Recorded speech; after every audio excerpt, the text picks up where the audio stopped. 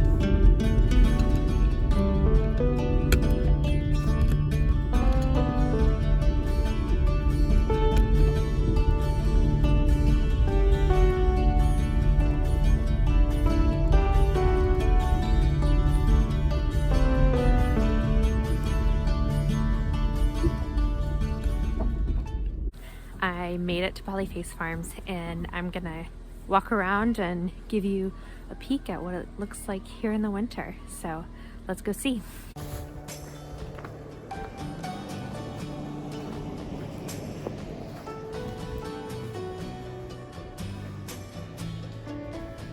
Looks like they're shut down for the winter. So this is where they must do the processing. The books, Polyface Designs, the extra shipment.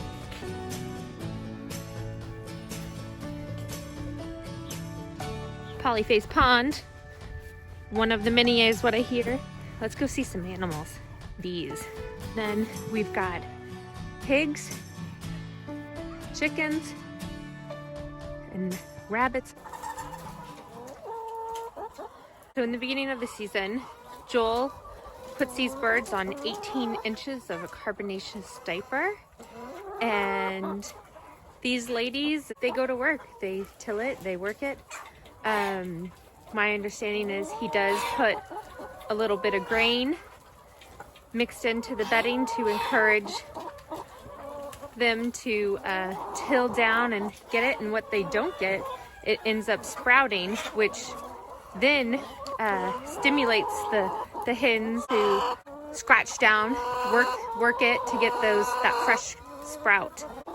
I am up close to 800 birds right now, and I don't smell anything, guys. Looks like we got an escapee.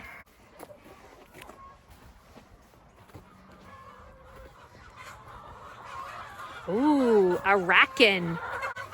So he's got rabbits above chickens.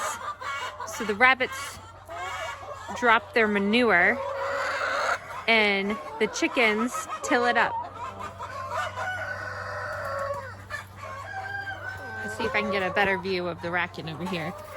Show you the rabbits doing the work.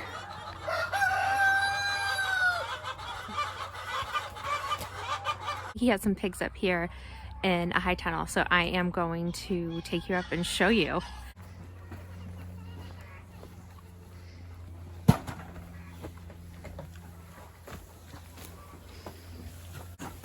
don't know if you can see the steam in the back, but it's steaming back there. Hey guys!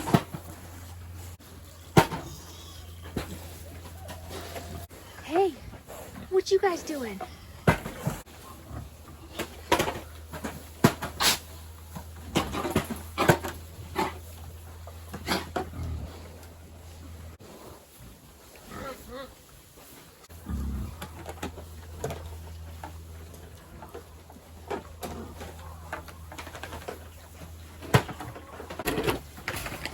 Looking out, mountain views, pasture, pigs on deep bedding.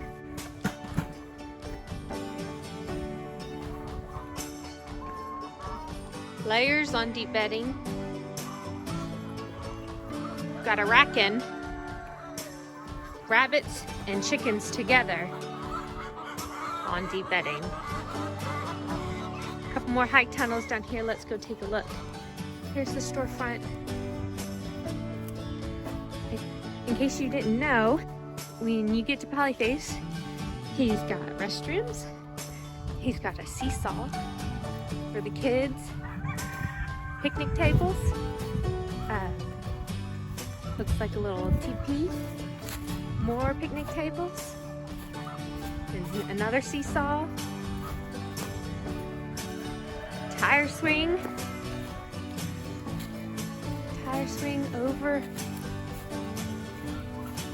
a little creek. And then this is pretty fun. Looks like it's cleared out for winter, but for the kids, they put corn in here so that the kids can dig. And there's these diggers. When the weather is warmer, the kids can come in here and dig around in a bunch of corn. It's really cool. All right, coming up on another Raken. Now this is down by the storefront.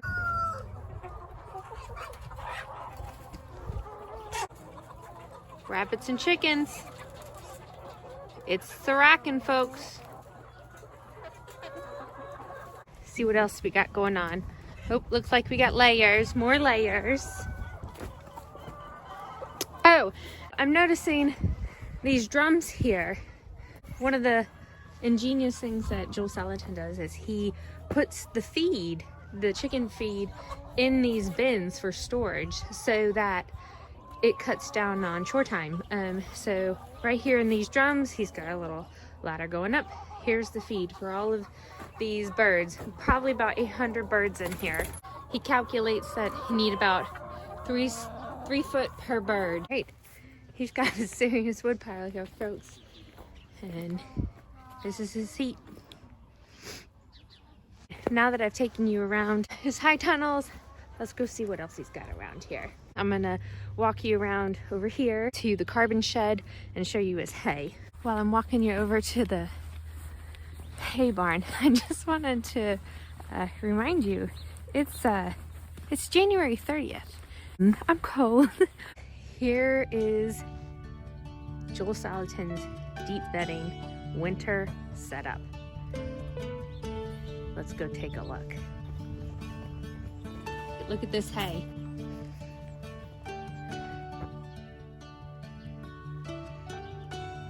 Smells like hay.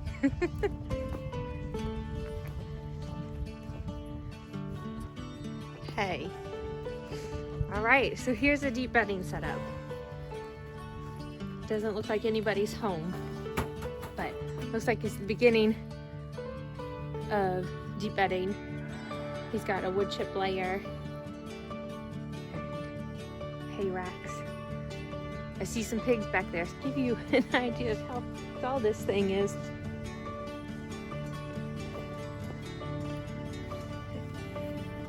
That's his hay pile. And don't forget that one too. So here we go. Somebody's home here. Hey, beautiful. I'm here to check out your home.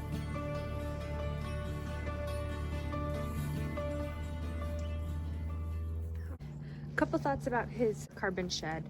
Joel Salatin was talking to Justin Rhodes about how it is cheaper to build a place to store these wood chips and allow time to be on your side, so than it is to buy extra wood chips that are wet, because you need dry wood chips to make this magic happen. So what he does, or what he has done, is he's invested in building these sheds to put these wood chips, his carbonaceous diaper, under cover, and then he allows time to heat it up, so time is on his side. So by allowing the wood chips to be under cover, it actually gets warmer, and as these piles warm up, they dry themselves out. Hey guys, look at this building. These aren't fancy lumber. These are trees, most likely from this land that he used to build this. That's pretty neat. He's gotten some trees and he's made his own fence posts out of, you know, trees from his own land. Look, he's angled them down, made fence posts. Cows on deep bedding over there.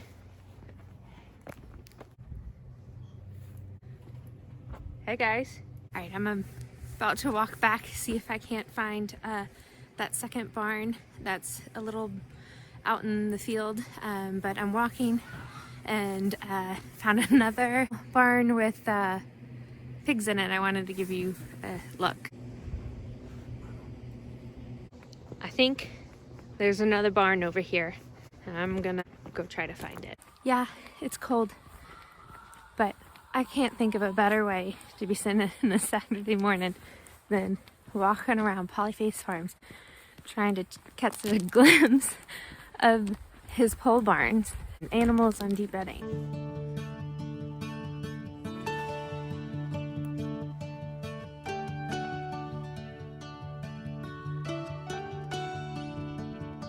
Man, it's so pretty here. I almost wish I was a cow at Polyface Farms. I said almost. Where I'm going, where I came from. I made it to this back barn, and I'm gonna go in and show you. So I'm excited. Looks like he's got pigs on deep bedding.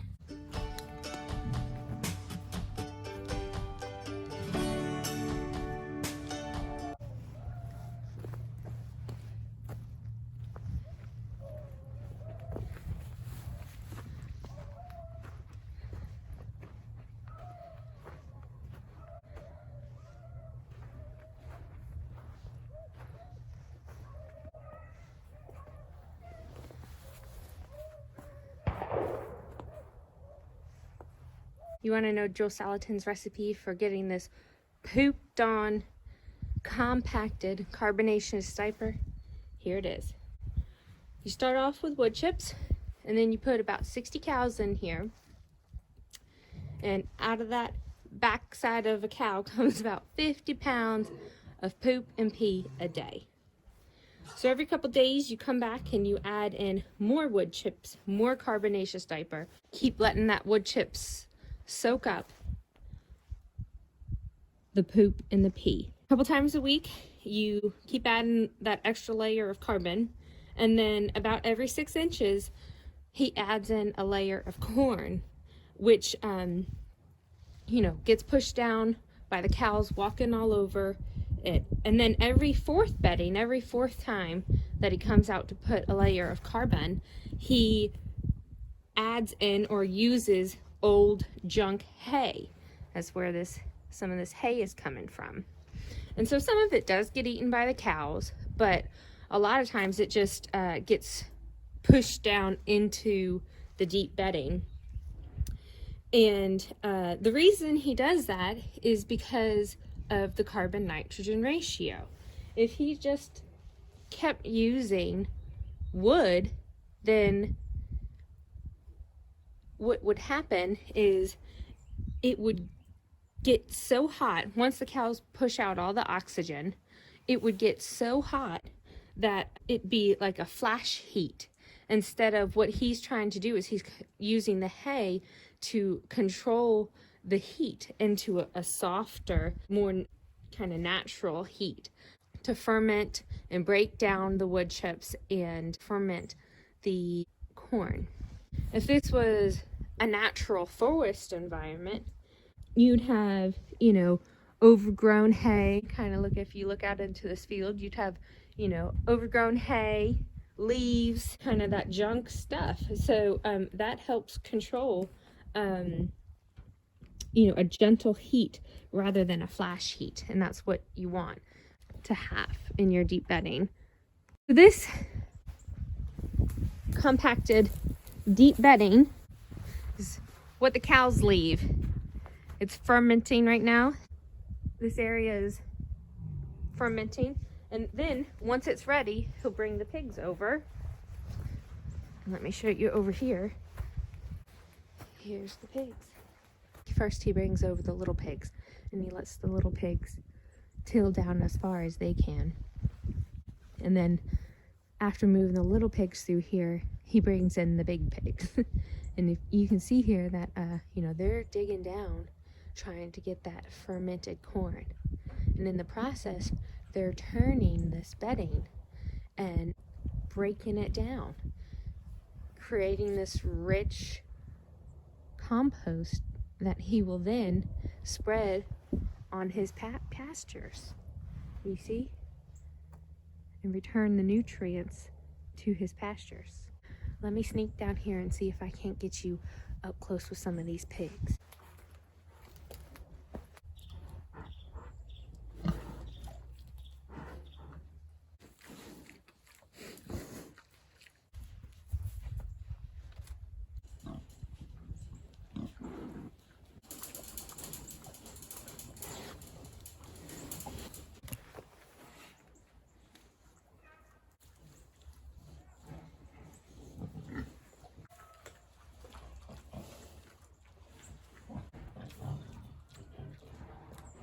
Now I gotta get out of this poop.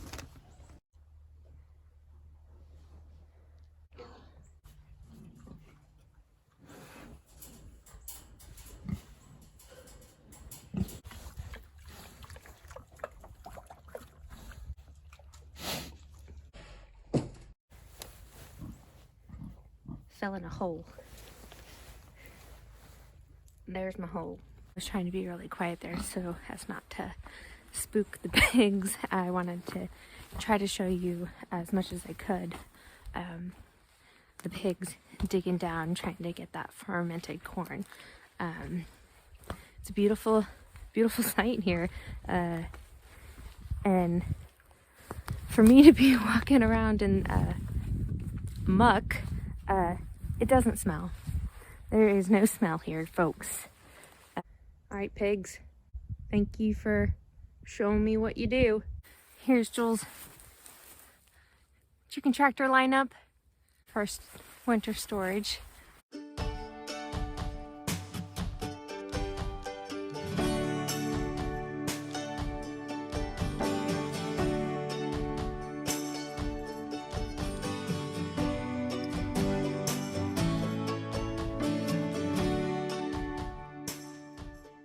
I was too scared to film it, but Joel Salatin just drove by. We're anticipating some snow here tomorrow, so I didn't want to get in his way or didn't want to whip out the camera, but I fangirled a little bit and waved and smiled and cheesed out at Joel, and he was so sweet. He waved and nodded and kept on working. So that was cool.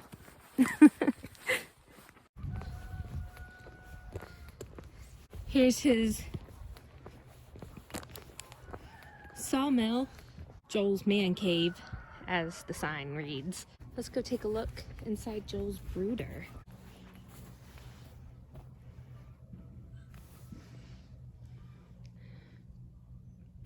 Closed up for winter.